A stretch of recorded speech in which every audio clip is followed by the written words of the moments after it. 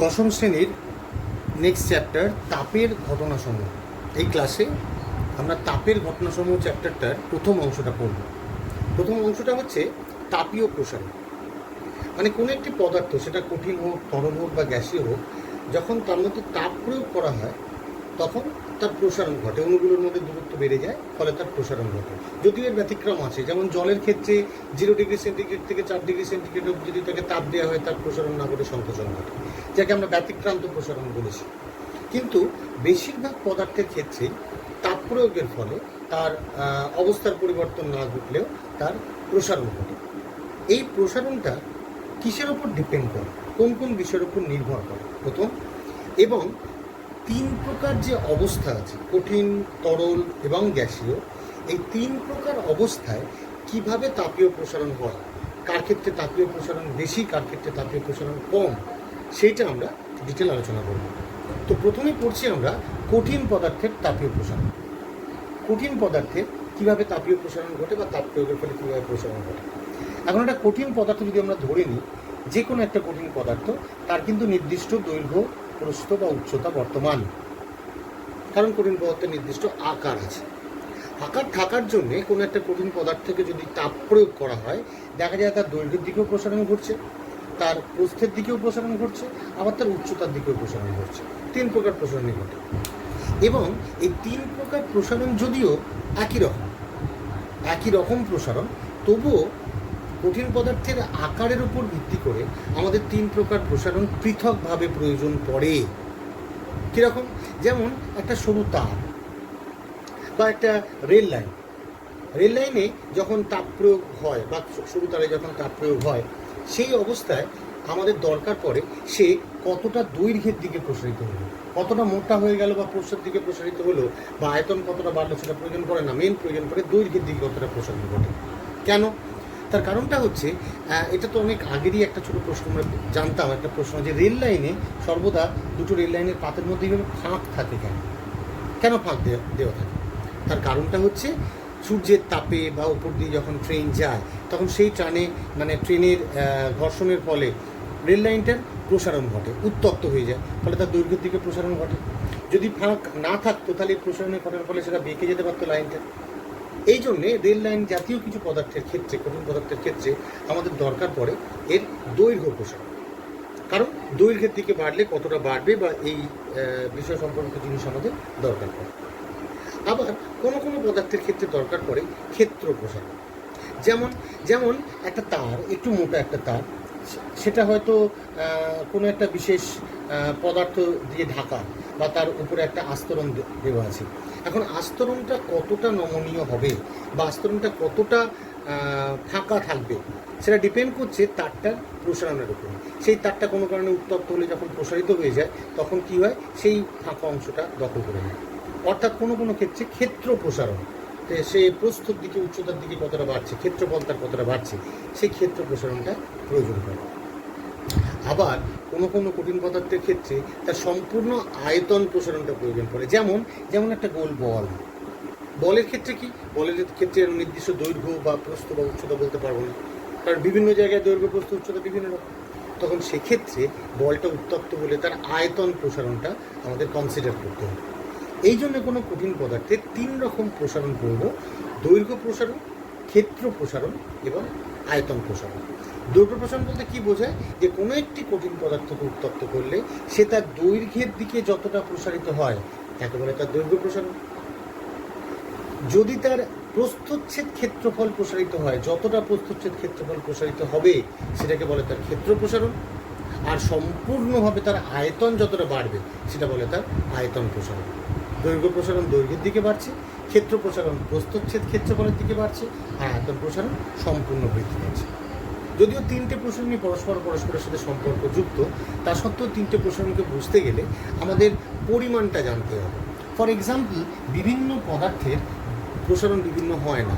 যেমন লোহা যে পরিমাণ প্রসারিত হয়, তামা প্রসারণ ঠিক তার সে পরিমাণ নয়, তার থেকে বেশি।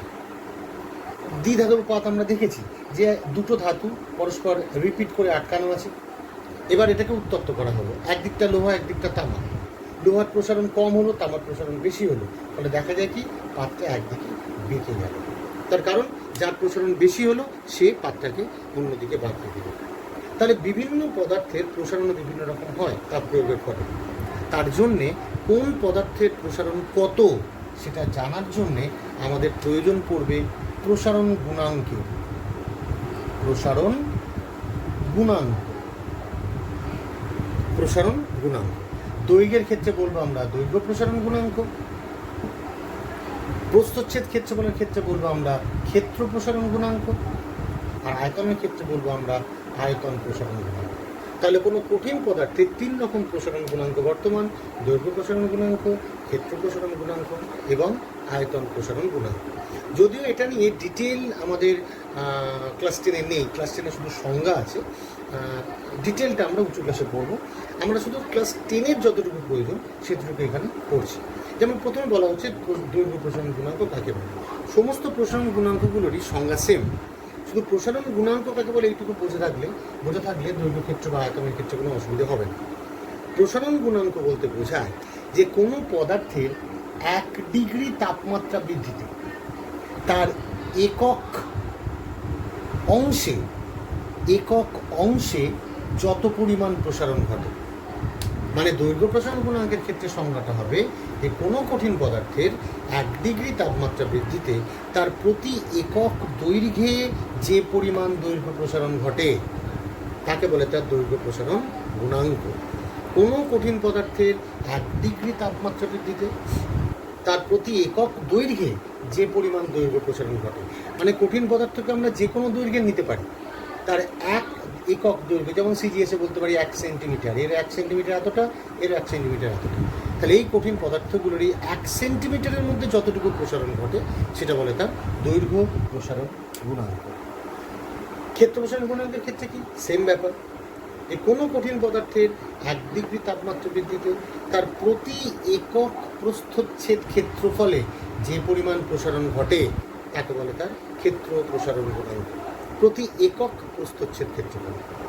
আর আয়তনের ক্ষেত্রে সেম, কোনো কঠিন পদার্থের 1 ডিগ্রি তাপমাত্রা বৃদ্ধিতে তার প্রতি একক আয়তনে যে পরিমাণ আয়তন প্রসারণ ঘটে তাকে বলে তার আয়তন প্রসারণ গুণাঙ্ক।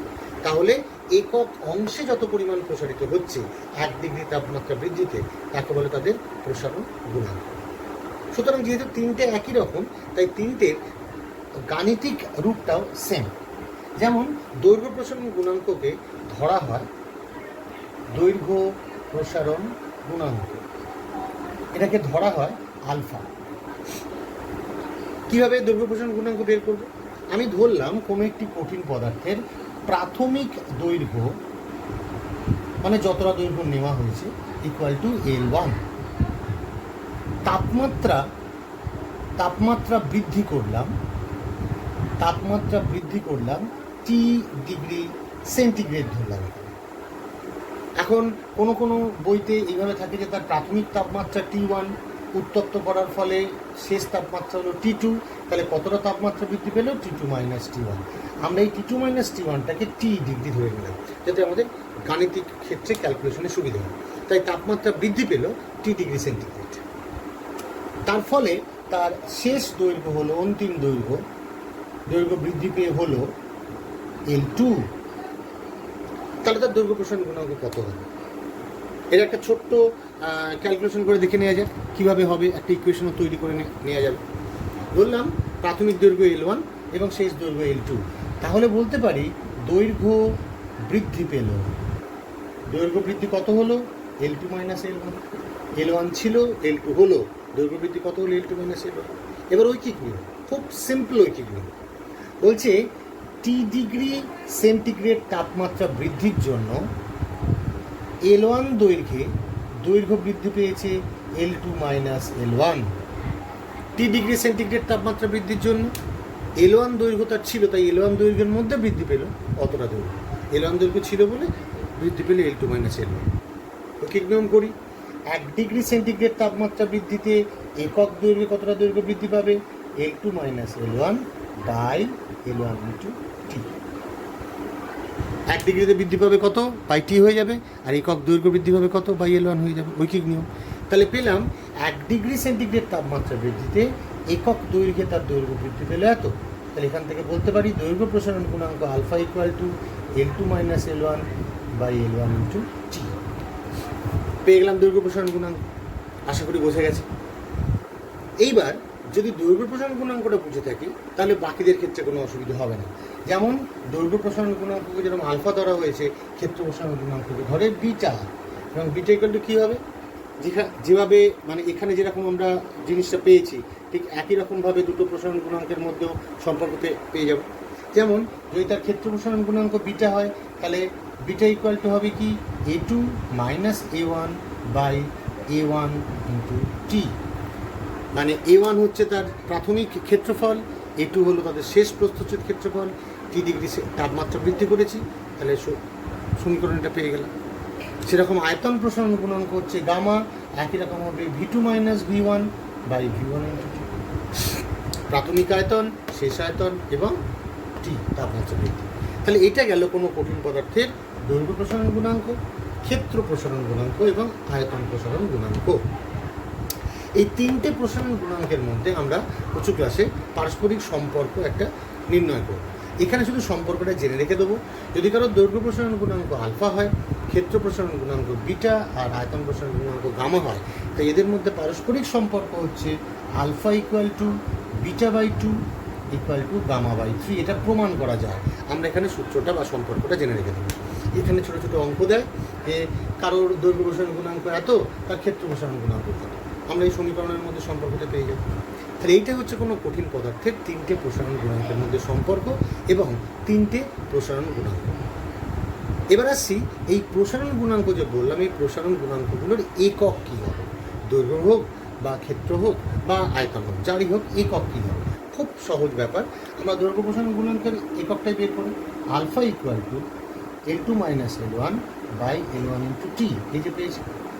এখানে L2 যদি আমি সিজিএস একক বের করতে চাই, সিজিএসে আলফা কত হবে, L2 মানে সেন্টিমিটার দৈর্ঘ্য, L1 মানেও সেন্টিমিটার, তার মানে ওপরে যে এককটা দাঁড়াচ্ছে সেটা হচ্ছে সেন্টিমিটার, নিচে L1 মানে সেন্টিমিটার একক, সেন্টিমিটার দাঁড়ালো।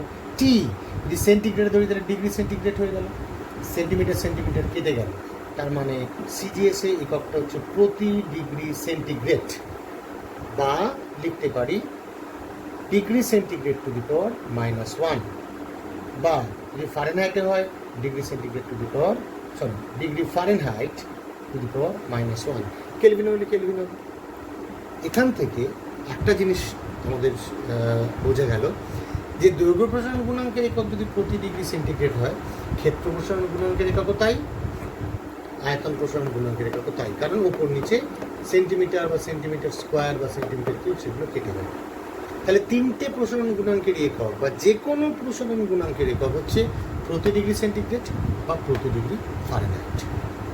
এবং এখান থেকে আরও একটা জিনিস জানা যায় যে প্রসারণ গুণাঙ্ক কেবলমাত্র তাপমাত্রার উপর ডিপেন্ড করে, তাপমাত্রার এককের উপর নির্ভরশীল। দৈর্ঘ্য যা ইচ্ছা নিতে পারি, ক্ষেত্রফল যা ইচ্ছা হতে পারে এবং আয়তনও যা ইচ্ছা হতে পারে, কিন্তু যে কোনো রকমের প্রসারণ গুণাঙ্ক আলফা বিটা বা গামা কেবলমাত্র তাপমাত্রার এককের উপর নির্ভরশীল। তাপমাত্রার একক পরিবর্তন হলেই একমাত্র প্রসারণ গুণাঙ্কগুলোর একক পরিবর্তিত বা প্রসারণ গুণাঙ্কগুলোর মান পরিবর্তিত হবে। তো কী করে মান বের করব সেটাও দেখে নেওয়া যায়। যদি তাপমাত্রার এককের উপর নির্ভরশীল হয় তাহলে আমরা যদি বলি যে কারোর দৈর্ঘ্য প্রসারণ গুণাঙ্ক হচ্ছে আলফা প্রতি ডিগ্রি সেন্টিগ্রেড, তাহলে সেটা ফারেনহাইট স্কেলে মান কত হবে এটা বের করতে হবে। কী করে বের করব? এখানে C/5 equal to F minus 32/9 এটা ব্যবহার করা যাবে না। কেন যাবে না? কারণ এখানে হচ্ছে সি বা এফ এগুলো হচ্ছে ফারেনহাইট স্কেলে বা সেন্টিগ্রেড স্কেলের তাপমাত্রার মান, মানে সেন্টিগ্রেড স্কেলে এত ডিগ্রি সেন্টিগ্রেড মান, কিন্তু এখানে হচ্ছে বৃদ্ধি। প্রতি ডিগ্রি সেন্টিগ্রেড মানে হচ্ছে প্রতি ডিগ্রি সেন্টিগ্রেড তাপমাত্রা বৃদ্ধি, যেটা আমরা তো সংজ্ঞার মধ্যে পেয়েছিলাম যে প্রতি ডিগ্রি সেন্টিগ্রেড তাপমাত্রা বৃদ্ধিতে যে পরিমাণ বাড়ে। সুতরাং এখানে কিন্তু মান নয় সেটা, এটা হচ্ছে কতটা তাপমাত্রা বাড়ল, কতটা ঘর বাড়ল। তাহলে সেখান থেকে বলতে পারি যে সেন্টিগ্রেড স্কেলে যেহেতু প্রাথমিক অন্তর 100, ফারেনহাইট স্কেলে যেহেতু প্রাথমিক অন্তর 180, তাই সেন্টিগ্রেড স্কেলের 100 বৃদ্ধি, 100 ঘর বৃদ্ধি মানে ফারেনহাইট স্কেলের 180 ঘর বৃদ্ধি। তাহলে সেন্টিগ্রেড স্কেলের 100 ঘর বৃদ্ধি যদি ফারেনহাইট স্কেলের 180 ঘর বৃদ্ধি হয়, তাহলে সেন্টিগ্রেড স্কেলের 1 ঘর বৃদ্ধি মানে ফারেনহাইট স্কেলের 180/100 এত ঘর বৃদ্ধি, মানে হচ্ছে 9/5। ঠিক আছে, তাহলে 9/5 ঘর বৃদ্ধি পেলাম ফারেনহাইট স্কেলে। তাহলে খুব সিম্পল, যদি কারোর দৈর্ঘ্য প্রসারণ গুণাঙ্ক আলফা হয়, তার মানে বলতে পারি 1 ডিগ্রি সেন্টিগ্রেড বৃদ্ধিতে দৈর্ঘ্য প্রসারণ গুণাঙ্ক হয় আলফা। 1 ডিগ্রি সেন্টিগ্রেড বৃদ্ধিতে, 1 ডিগ্রি সেন্টিগ্রেড বৃদ্ধিতে দৈর্ঘ্য প্রসারণ গুণাঙ্ক হয় আলফা। আবার 1 ডিগ্রি সেন্টিগ্রেড মানে কত? 9.5 ডিগ্রি ফারেনহাইট। তাহলে বলতে পারি 9.5 ডিগ্রি ফারেনহাইট বৃদ্ধিতে তার দৈর্ঘ্য প্রসারণ হয় আলফা। তাহলে 1 ডিগ্রি ফারেনহাইট বৃদ্ধিতে দৈর্ঘ্য প্রসারণ কত হয়? 5 α/9। তার মানে যদি সেন্টিগ্রেড স্কেলের কারো দৈর্ঘ্য প্রসারণ গুণাঙ্ক আলফা হয়, ফারেনহাইট স্কেলে হবে 5 α/9 প্রতি ডিগ্রি ফারেনহাইট। তাহলে সেন্টিগ্রেড স্কেলে যদি আলফা প্রতি ডিগ্রি সেন্টিগ্রেড হয়, তাহলে ফারেনহাইট স্কেলে হবে 5 α/9 প্রতি ডিগ্রি ফারেনহাইট। এটা হচ্ছে সেন্টিগ্রেড স্কেল আর ফারেনহাইট স্কেলের সম্পর্ক। মানে সেন্টিগ্রেড স্কেলের দৈর্ঘ্য প্রসারণ গুণাঙ্ককে বা প্রসারণ গুণাঙ্ককে ফারেনহাইট স্কেলে পরিবর্তন করতে গেলে 5/9 দিয়ে গুণ করতে হবে। অনুরূপে ফারেনহাইটের কোন স্কেলে কোনো প্রসারণ গুণাঙ্ক দেওয়া থাকলে তাকে সেন্টিগ্রেডে চেঞ্জ করতে হলে 9/5 দিয়ে গুণ করতে হবে। ব্যাপারটা একই। তাহলে এইটা হচ্ছে প্রসারণ গুণাঙ্কগুলোর মধ্যে পারস্পরিক সম্পর্ক এবং তাপমাত্রার এককের উপর তাদের পরিবর্তন। এটা হলো কঠিন পদার্থের দৈর্ঘ্য প্রসারণ গুণাঙ্ক। আসছে এবার তরল পদার্থের প্রসারণ, তাপীয় প্রসারণ। এখন তরল পদার্থের তাপীয় প্রসারণ কী করে বলব? তরল যেরকম কঠিন পদার্থের ক্ষেত্রে তাদের দৈর্ঘ্য প্রস্থ উচ্চতা আছে নির্দিষ্ট, তরলের ক্ষেত্রে কিন্তু নির্দিষ্ট দৈর্ঘ্য প্রস্থ উচ্চতা নেই। আমরা যে পাত্রে রাখবো সেই পাত্রেরই আকার সে দখল করবে। তার জন্য তরল পদার্থের ক্ষেত্রে কেবলমাত্র নেওয়া হয় আয়তন প্রসারণ গুণাঙ্ক, যেহেতু তার আয়তন আছে নির্দিষ্ট বা তার আয়তনটা পরিমাপযোগ্য, তাই তরলের ক্ষেত্রে শুধুমাত্র আয়তন প্রসারণ নেওয়া হয়। তাই তরলের ক্ষেত্রে দৈর্ঘ্য প্রসারণ বা ক্ষেত্র প্রসারণ নেই। কিন্তু এই আয়তন প্রসারণটাও বের করতে গেলে একটা প্রবলেম দেখা যায়। কী প্রবলেম? প্রবলেমটা হচ্ছে তরল পদার্থকে আমরা মুক্ত অবস্থায় রাখতে পারবো না, তাকে কোনো পাত্রের মধ্যে রাখতে হবে উত্তপ্ত করতে গেলে, তবেই আমি তার প্রসারণটা বুঝতে পারবো। যেরকম কঠিনের ক্ষেত্রে তার আকার আছে, তাকে সরাসরি উত্তপ্ত করা যায় আগুনে দিয়ে, কিন্তু তরলকে সরাসরি আগুনে দিয়ে উত্তপ্ত করা যায় না, কোনো পাত্র রাখতে হয়। তাহলে তরলের প্রসারণ বা সংকোচন যাই বলি না কেন, সেটা কিন্তু পাত্রটার উপরও নির্ভরশীল। পাত্রটা কীরকমভাবে তাপটাকে দেবে তার উপরও ডিপেন্ড করে। এই জন্যে তরলের আয়তন প্রসারণ বের করতে গিয়ে একটা অসুবিধে হয়। কী অসুবিধে দেখে নেওয়া যায়। এখানে একটা রাফ আঁকা দেওয়ার চেষ্টা করেছি। একটা পাত্র, তার মধ্যে নির্দিষ্ট একটা তরল আছে এবং সেই তরলের মধ্যে করকে করে একটা ছোট্ট কাঁচ নল আটকে দিয়েছি। কাঁচ নলটা আটকে দেওয়ার ফলে তরলটা কাঁচ নল এখান দিয়ে উঠে গেছে, উঠে এতটা জায়গায় এসছে। এবং কাঁচ নলের গায়ে যদি আমরা স্কেল দিয়ে রাখি, তাহলে বলতে পারি এই মানটা পেয়েছি আমরা V1, প্রথম তার আয়তন পেলাম V1 তরলটা। এইবার এর নিচে আমরা বুনসেন বার্নার দিয়ে উত্তপ্ত করতে শুরু করলাম। যেই উত্তপ্ত করলাম, দেখলাম তার আয়তনটা বেড়ে গিয়ে এখানে চলে গেছে, V3 হয়ে গেছে।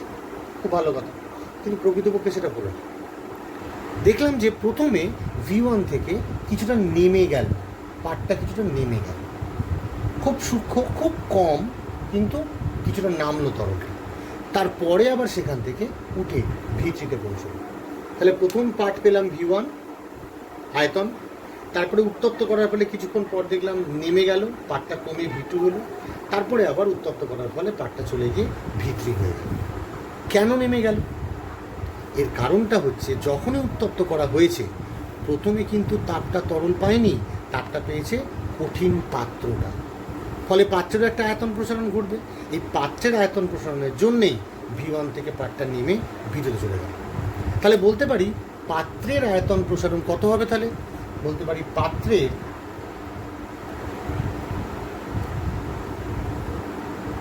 আয়তন প্রসারণ কত হলো? V1 - V2। তার জন্যই তরলটা নেমেছে। এইবার দেখতে পাচ্ছি আমরা কি V2 থেকে চলে গেল V3-তে। তাহলে তরলের প্রসারণ হলো তরলের প্রসারণ কত হলো v3 মাইনাস v2 কিন্তু এই প্রসারণটা মানে পাত্রের প্রসারণটা এতটাই কম, এটা আমরা খুব দ্রুত হয় বলে আমরা অতটা বুঝতে পারি না। আমরা দেখব আপাতভাবে v1 থেকেই যেন তরলটা উঠে গিয়ে v3-তে পৌঁছেছে। তাই সেক্ষেত্রে বলতে পারি আপাত দৃষ্টিতে তরলের প্রসারণ হয়েছে v3 মাইনাস v1। তাহলে প্রকৃতপক্ষে তরলের প্রসারণ v3 মাইনাস v2, কিন্তু আপাত দৃষ্টিতে দেখলাম তরলের প্রসারণ হচ্ছে v3 মাইনাস v1। তাই তরলের দুরকম প্রসারণ পাচ্ছে। যেহেতু পাত্রের প্রসারণটা খুব কম, তাই এটা বুঝতে পারা যায় না, আপাত দৃষ্টিতে বুঝতে পারা যায় না। তাই সেক্ষেত্রে তরলের প্রসারণকে দুটো নাম দেওয়া হলো। আমরা আপাত দৃষ্টিতে দেখতে পাই যে v1 থেকে v3-তে চলে গেছে, তাই v3 থেকে v1 মানে v1 থেকে v3 এই প্রসারণটার নাম দেওয়া হচ্ছে তরলের আপাত প্রসারণ। আপাত মানে আমরা যেটা পেলাম, জাস্ট দেখলাম আমরা খালি চোখে। কিন্তু প্রকৃতপক্ষে তরলটা কিন্তু v2-তে থেকে v3-তে প্রসারিত হয়েছে প্রকৃতপক্ষে, কারণ v2-তে নেমে গেছিল তরলটা, এটা আমরা বুঝতে পারিনি। তাই v3 মাইনাস v2টা হচ্ছে তরলের প্রকৃত প্রসারণ। তার মানে প্রকৃত প্রসারণটা আমরা পাঠ হিসেবে বুঝতে পারি না, আমরা আপাত প্রসারণটাকেই বুঝতে পারি। কিন্তু এইখান থেকে দেখতে পাচ্ছি আমরা এই পুরোটা হচ্ছে প্রকৃত প্রসারণ, আর এইটুকু হচ্ছে পাত্রের আয়তন প্রসারণ। তার মানে বলতে পারি প্রকৃত প্রসারণ ইকুয়াল টু আপাত প্রসারণ প্লাস পাত্রের আয়তন প্রসারণ, কারণ পাত্রের আয়তন প্রসারণটা ওখানে ইনক্লুড হবে, যার জন্য তরলটা নিচে নেমে গেছে। তাহলে এখান থেকে একটা সম্পর্ক পেলাম, প্রকৃত প্রসারণ ইকুয়াল টু আপাত প্রসারণ প্লাস পাত্রের আয়তন প্রসারণ পেয়ে গেলাম। তাহলে তরলের ক্ষেত্রে একটা সম্পর্ক পেলাম, প্রকৃত প্রসারণ ইকুয়াল টু আপাত প্রসারণ প্লাস পাত্রের আয়তন প্রসারণ। সবটাই কিন্তু আয়তন প্রসারণ। তাহলে যদি প্রসারণ এটা হয়, তাহলে প্রসারণ গুণাঙ্ক যেরকম কঠিনের ক্ষেত্রে হয়েছিল এখানে তরলের ক্ষেত্রে হবে। যদি তরলের আয়তন প্রসারণ গুণাঙ্ক চায়, তাহলে একই রকমভাবে বলবো যে কোনো তরলের 1 ডিগ্রি সেন্টিগ্রেড তাপমাত্রা বৃদ্ধি করলে তার প্রতি একক আয়তনে যে পরিমাণ আয়তন প্রসারণ ঘটে তাকে তার আয়তন প্রসারণ গুণাঙ্ক বলে। প্রকৃত প্রসারণের ক্ষেত্রে বলবো প্রকৃত প্রসারণ গুণাঙ্ক, আপাতর ক্ষেত্রে বলবো আপাত প্রসারণ গুণাঙ্ক। তাহলে সেখানে প্রসারণ গুণাঙ্কের সম্পর্ক যদি চায়, তাহলেও বলতে পারি প্রকৃত প্রসারণ গুণাঙ্ক ইকুয়াল টু আপাত প্রসারণ গুণাঙ্ক প্লাস পাত্রের আয়তন প্রসারণ গুণাঙ্ক। এই সম্পর্কটা আমাদের মনে রাখতে হবে। কোনো তরলের প্রকৃত প্রসারণ গুণাঙ্ক ইকুয়াল টু আপাত প্রসারণ গুণাঙ্ক প্লাস পাত্রের আয়তন প্রসারণ গুণাঙ্ক। এটা হচ্ছে তরলের প্রসারণের ক্ষেত্রে। যদিও এই সম্পর্কিত অনেক কিছু আছে, পরে আমরা অনেক কিছু পাবো, কিন্তু এটুকু জানলেই আমাদের আপাতত ক্লাস 10-এ হয়ে যাবে। এবার এই প্রসারণের ক্ষেত্রে একটা কথা মাথায় রাখতে হবে যে আপাত প্রসারণ গুণাঙ্কটা সম্পূর্ণটা ডিপেন্ড করছে পাত্রের আয়তন প্রসারণের উপরে। পাত্রটা কিসের নিচ্ছে, যেমন কাঁচ যদি নেওয়া হয়, কাঁচের ক্ষেত্রে প্রসারণটা খুব কম হয়, তাই আপাত প্রসারণ গুণাঙ্ক প্রকৃত প্রসারণ গুণাঙ্ক প্রায় সমান হয়ে যায়। অন্যদিকে তামার পাত্র নিলে কিন্তু পাত্রের আয়তন প্রসারণ গুণাঙ্কটা অনেক বেশি হয়, তখন আপাত আর প্রকৃতের মধ্যে পার্থক্যটা অনেক বেড়ে যায়।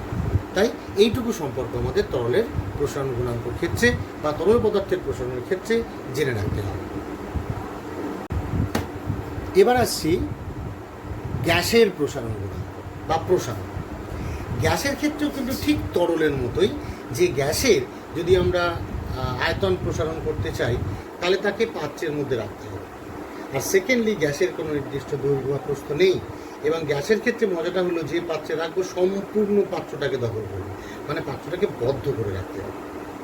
এবার এই অবস্থায় যদি গ্যাসের আয়তন প্রসারণ আমরা দেখি, খুব সিম্পলভাবে বুঝতে পারবো যে একটা এরকম বড় গ্যাস সিলিন্ডার নিলাম, তার উপরটা একটা পিস্টন আটকে দিলাম, এবার এর ভেতরে গ্যাস রেখেছি, যদি উত্তপ্ত করি গ্যাসটার আয়তন প্রসারণ ঘটবে, মানে পিস্টনটা উপর দিকে উঠে যাবে।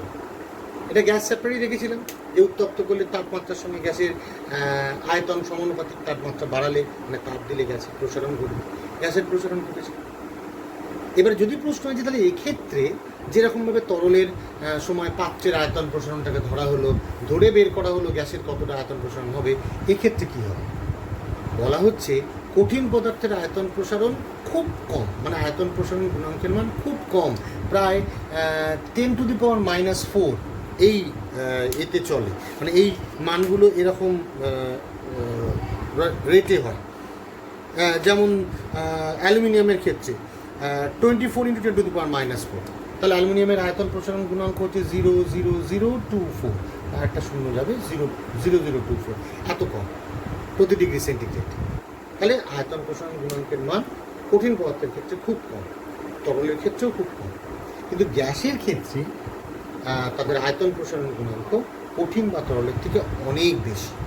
তার জন্যে গ্যাসের আয়তন প্রসারণের ক্ষেত্রে পাত্রের আয়তন প্রসারণটাকে নেগলেক্ট করা হয়, মানে অগ্রাহ্য করা হয়। সেখানে পাত্রের আয়তন প্রসারণটা গ্যাসের তুলনায় কিছুই নয়, তার ফলে পাত্রের আয়তন প্রসারণ গ্যাসের প্রকৃত প্রসারণ ধরে নেওয়া হয়, কোনো আপাত প্রসারণ ধরা হয় না। তাহলে গ্যাসের যদি প্রকৃত প্রসারণ ধরা হয়, তাহলে একমাত্র শুধুমাত্র গ্যাসের আয়তন প্রসারণই পাওয়া যাবে। মানে গ্যাসের ক্ষেত্রে আমাদের পড়তে হবে আয়তন প্রসারণ গুণাঙ্ক, আয়তন প্রসারণ গুণাঙ্ক, এটা পড়তে হবে, কারণ দৈর্ঘ্য আর প্রসারের ক্ষেত্রে বললেই। এবার যদি গ্যাসের আয়তন প্রসারণ গুণাঙ্ক ধরা হয়, তাহলে সংজ্ঞাটা কী হবে? একই রকম, কোনো গ্যাসের 1 ডিগ্রি তাপমাত্রা বৃদ্ধিতে, এখানে সেন্টিগ্রেড ধরা হলো, 1 ডিগ্রি সেন্টিগ্রেড তাপমাত্রা বৃদ্ধিতে তার একক আয়তনে যে পরিমাণ আয়তন বৃদ্ধি পায় তাকে বলে তার আয়তন প্রসারণ গুণাঙ্ক। ঠিক কঠিনের মতো, 1 ডিগ্রি সেন্টিগ্রেড তাপমাত্রা বৃদ্ধিতে তার প্রতি একক আয়তনে যে পরিমাণ আয়তন প্রসারণ ঘটে তাকে বলে তার আয়তন প্রসারণ গুণাঙ্ক। তো বের করে নেওয়া যায় কীভাবে আয়তন প্রসারণ গুণাঙ্ক বের করব। এর আয়তন প্রসারণ গুণাঙ্ককে ধরা হয় গামা। তাহলে গ্যাসের ধরলাম প্রাথমিক আয়তন V1 ছিল, উত্তপ্ত করার ফলে তার আয়তন দাঁড়িয়েছে V2, টি ডিগ্রি সেন্টিগ্রেড তাপমাত্রা বাড়িয়েছিলাম তাই আয়তন দাঁড়িয়েছে V2। একই রকম আয়তন কত বৃদ্ধি পেল? V2 - V1। তাহলে বলতে পারি V1 আয়তনে টি ডিগ্রি সেন্টিগ্রেড তাপমাত্রা বৃদ্ধিতে আয়তন বৃদ্ধি পেয়েছে V2 - V1। তাহলে একক আয়তনে 1 ডিগ্রি সেন্টিগ্রেড তাপমাত্রা বৃদ্ধিতে আয়তন কত বৃদ্ধি পাবে? V2 - V1 / V1 × T। তার মানে তার আয়তন প্রসারণ গুণাঙ্ক গামা হলে gamma = V2 - V1 / V1 × T। এটাকে আর একটা ছোট সমীকরণের আকারে লেখা যায়, যেমন এটাকে এদিকে নিয়ে আসা হলো, তাহলে পেলাম V2 - V1 = V1 gamma T, বা V2 = V1 × 1 + গামা। এই একটা সমীকরণের আকারে আমি এটাকে লিখতে পারি। প্রশ্ন কেন লিখলাম? লেখার কারণটা হচ্ছে আমরা যে কোনো আদর্শ গ্যাসের ক্ষেত্রে এই গামার মানটা বের করে নিতে পারি। যেমন কঠিন বা তরলের ক্ষেত্রে বিভিন্ন কঠিন তরলে বিভিন্ন মান হবে, কিন্তু গ্যাসের ক্ষেত্রে যদি গ্যাসটা আদর্শ হয় তাহলে গামার মান নির্দিষ্ট। কেন নির্দিষ্ট? কারণ আমরা জানি চার্লসের সূত্রটাই সেটাই বলছি। চার্লসের সূত্র কি বলেছে? চার্লসের সূত্র বলেছে যে কোনো স্থির চাপে অবশ্যই কোনো গ্যাসীয় পদার্থের বা কোনো গ্যাসের 1 ডিগ্রি সেন্টিগ্রেড তাপমাত্রা বাড়ালে সেই গ্যাসের 0 ডিগ্রি উষ্ণতায় যে আয়তন তার 1/273 বৃদ্ধি পায়। এটা আমরা পেয়েছিলাম গ্যাসের চ্যাপ্টার। সেখান থেকে সূত্র পেয়েছিলাম V2 = V0 × 1 + T/273, আশা করি মনে আছে। সেখানে V2 ছিল শেষ আয়তন, V0 ছিল প্রাথমিক আয়তন। এখানে V2 হচ্ছে শেষ আয়তন, V1 হচ্ছে প্রাথমিক আয়তন। তাহলে চার্লসের সূত্র থেকে প্রাপ্ত গাণিতিক রূপ আর আয়তন প্রসারণ গুণাঙ্কের গাণিতিক রূপ দুটোই সমান। শেষ আয়তন = প্রাথমিক আয়তন ইন্টু একটা মান, এখানেও শেষ আয়তন = প্রাথমিক আয়তন ইন্টু একটা মান। তাহলে এই 1 নম্বর আর 2 নম্বর সমীকরণকে যদি তুলনা করতে চাই, তা তুলনা করে কি পাবো? 1 + T/273 = 1 + গামা T। এখান থেকে পেলাম কি? গামা = 1/273। তাহলে যে কোনো আদর্শ গ্যাসের আয়তন প্রসারণ গুণাঙ্কের মান চার্লসের সূত্র থেকে পাওয়া যায় 1/273। যখন তাপমাত্রা ডিগ্রি সেন্টিগ্রেডে থাকবে, এটা যেন মনে থাকে, যখন তাপমাত্রা ডিগ্রি সেন্টিগ্রেডে থাকবে। তাহলে এটা গেল কোনো একটি গ্যাসের আয়তন প্রসারণ গুণাঙ্কের মান নির্ণয়। এটা দেয় প্রশ্নে, এই আয়তন প্রসারণ গুণাঙ্কের মানটা আমাদের বের করে নিতে হবে। তাহলে এইটা হলো আমাদের তাপীয় প্রসারণ, যতটুকু 10ম শ্রেণীতে আছে। আবার বলছি, যতটুকু ক্লাস 10-এ আছে। কঠিন পদার্থ কী কী পড়তে হবে, কী কী প্রশ্ন আসে? কঠিন পদার্থের 3 রকম প্রসারণ গুণাঙ্ক, তাদের সংজ্ঞা, তাদের একক এবং এককের মধ্যে তাদের মানের পরিবর্তন, সেন্টিগ্রেড ফারেনহাইটে, যেটা একটু আগে দেখালাম। তারপরে তরল পদার্থের ক্ষেত্রে আপাত প্রসারণ কাকে বলে, প্রকৃত প্রসারণ কাকে বলে, আর গ্যাসের ক্ষেত্রে চার্লসের সূত্র থেকে আয়তন প্রসারণ গুণাঙ্কের মান বের করা। এই 3টে জিনিস বা এইটুকু জিনিস আমাদের এই তাপের সম্পর্কিত প্রথম অংশে, তাপীয় প্রসারণের প্রথম অংশে আছে, এইটুকু আমাদের করতে হবে।